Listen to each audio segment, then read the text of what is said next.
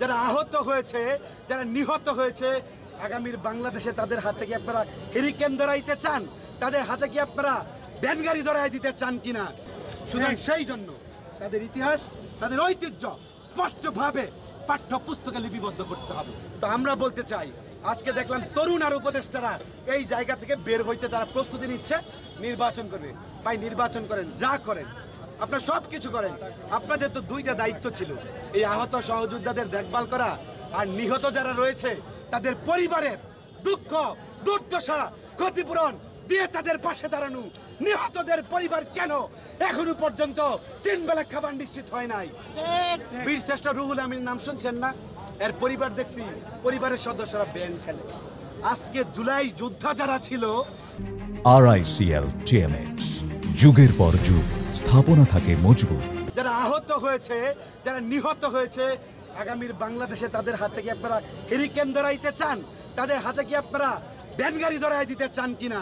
সেই জায়গায় আমরা এই বাংলাদেশকে জুলাই যোদ্ধাদের অপমানমূলক বাংলাদেশ হতে আমরা দিব না। সুতরাং সেই জন্য তাদের ইতিহাস, তাদের ঐতিহ্য স্পষ্টভাবে পাঠ্যপুস্তকে লিপিবদ্ধ করতে হবে। সেই মুক্তিযুদ্ধের আমলে যারা রাজাকার ছিল তাদের কোনো তালিকা করা হয় নাই, যার বলে আজকে যারা রাজাকার নয় তাদেরকেও রাজাকার বলা হচ্ছে। কিন্তু 24-এর এই আন্দোলনে যারা এই 24-এর আন্দোলনের সাথে যারা বেইমানি করেছে, যারা গণহত্যা করেছে, তাদের কোনো তালিকা করা হয় নাই এবং কোনো ধরনের উদ্যোগ নেওয়া হয় নাই। আমরা বলতে চাই, এই গণহত্যাকারীদের তালিকা অবশ্যই করতে হবে এবং এই গণহত্যাকারীদের তালিকা তৈরি করে প্রত্যেকটি ইউনিয়নে, প্রত্যেকটি থানায়, প্রত্যেকটি জেলায় এবং প্রত্যেকটি ওয়ার্ডে ওয়ার্ডে ঝুলিয়ে দিতে হবে যারা গণহত্যাকারী। বন্ধুগণ, আপনারা জানেন এই জুলাই অভ্যুত্থানে যে সমস্ত ভাই এবং বোনেরা রক্ত দিয়েছে, রক্তের বিনিময়ে আজকে আমরা দেশ পেয়েছি, একটি স্বাধীন বাংলাদেশ এবং মানুষের মানবতার কল্যাণের একটি বাংলাদেশ। এই মানবতার কল্যাণের বাংলাদেশকে অস্থিতিশীল করার জন্য, ষড়যন্ত্র করার জন্য আওয়ামী লীগ আজকে পাশের দেশ ইন্ডিয়াতে বসে বসে তারা বিভিন্ন ধরনের ষড়যন্ত্র আঁকছে।